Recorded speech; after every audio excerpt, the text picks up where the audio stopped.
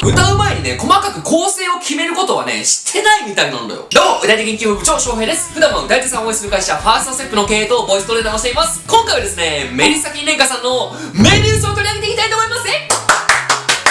いや、来たよ。これまでこのチャンネルでは、追っかけられた YouTube 再生回数ランキングと、キングの YouTube 再生回数ランキングをね、取り上げさせてもらったんだけど、そのどちらにもね、メリッサキンレンカさん、上位に食い込んでるんだよ。それくらい今、多くのリスナーさんに愛されている VTuber さんなんだけど、以前メリッサキンレンカさんのエヴァは取り上げさせてもらったので、今回はね、満を持してメビウスを取り上げていきたいと思います。今回もね、メリッサキンレンカさんならではの幻想的で不思議な世界観がね、存分に味わえる音源になってます。だからこそ、歌い手研究部のみんなと一緒に聴いていきたいと思います。これよりこのチャンネルでは歌い手さんの歌唱テクニックや楽曲について楽しく分かりやすく解説しています。見逃したくないって方は今すぐ登録して歌い手研究部に入部してください。また先日サブチャンネルを開設して、こちらでね、アンダーバーさんのうっせぇを取り上げさせてもらいました。サブチャンネルでは個性的すぎてね、本チャンネルでは取り上げきれない音源もね、ガンガン取り上げていきたいと思ってるので、気になる方はね、ぜひ概要欄からチェックしてみてください。では早速いってみましょう。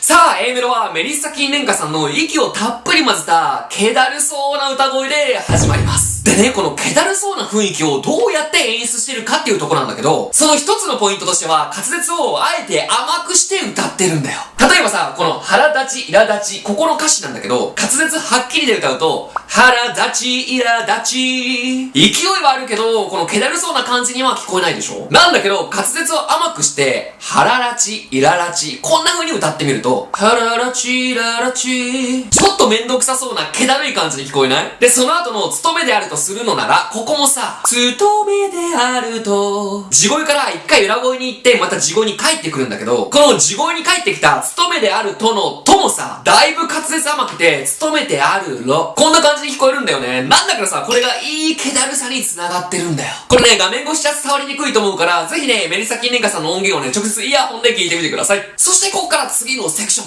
いくぜ。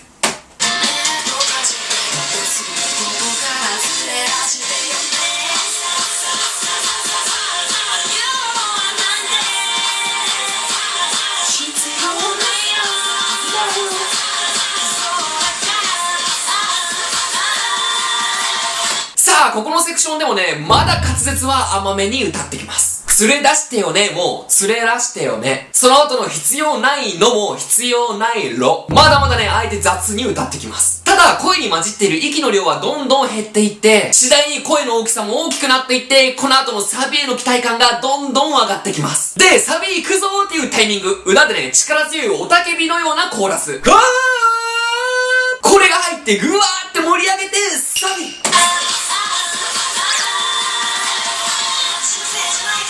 ね。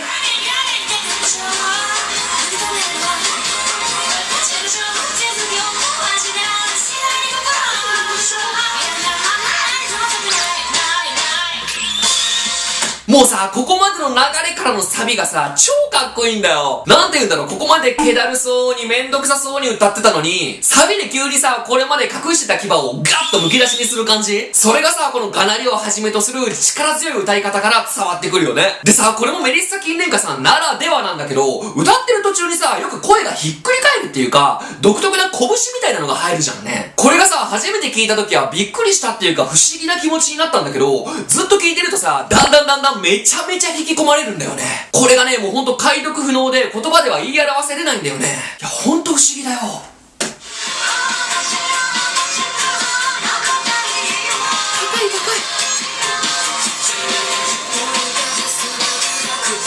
まだ下がるの。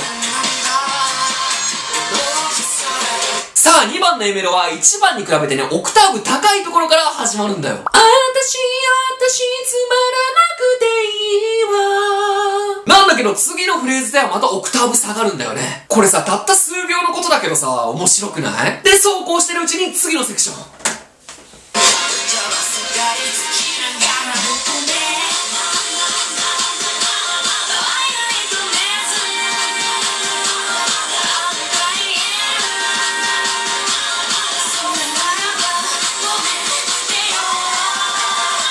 な気づいた？一番の B メロと比べて滑舌の甘さが取れてだんだん歌詞が立ってくるんだよね。そうすることで歌に立体感が出て力強さも増してくるんだよ。で、聴いてるリスナーのテンションも無意識にどんどん上がっていってサビに行くんだよ。行くよ。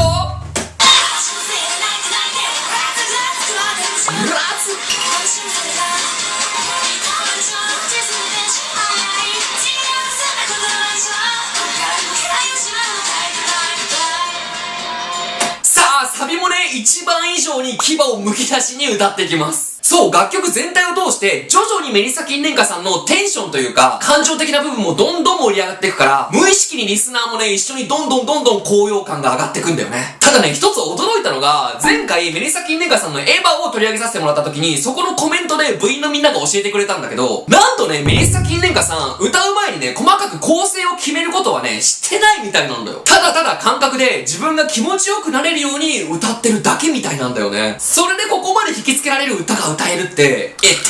なんですか？いや、やっぱほんと不思議だよね。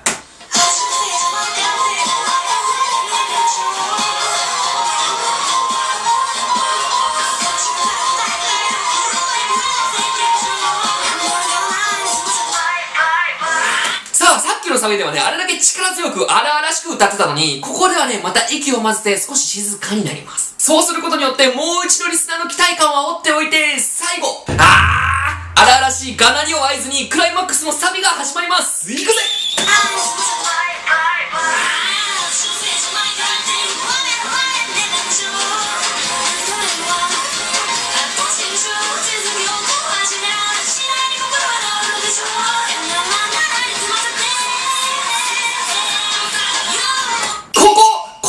メリッサ金蓮華さんの歌の特徴なんだけど、ここぞというところでフェイクを入れてくるんだよ。フェイクっていうのは決められたメロディーに対してあえて崩したり装飾を加えるテクニックなんだけど、今のところさ、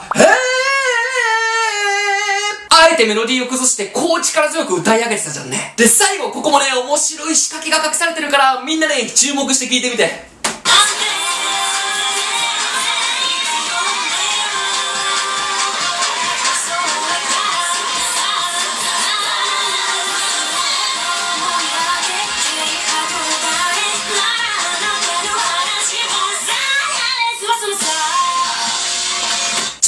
画面越しじゃ伝わらないと思うんだけど、よく聞くとね、裏で、ヘイヘイヘイヘイボンボン。メビウスと同じく、柊嫌いさんが制作された楽曲、エヴァのフレーズがね、隠されてるんだよ。これね、ぜひ直接イヤホンで聞いてみて、気づいた時ね、うわーってなるから。さあ、いかがでしたでしょうか？本人はね、そんなに考えずに、感覚でただ気持ちよく歌ってるだけって聞いた時はね、マジで驚愕だったんだけど、これからもね、部長個人的にはこう聞こえるであったり、このように歌うとリスナーにこういう印象を与えることができるよみたいな角度からね、どんどん解説していきたいと思ってます。見逃したくないって方はね、今すぐ登録して歌い手元気部に入部してください。ではまた次回の動画でお会いしましょう。バイバイ。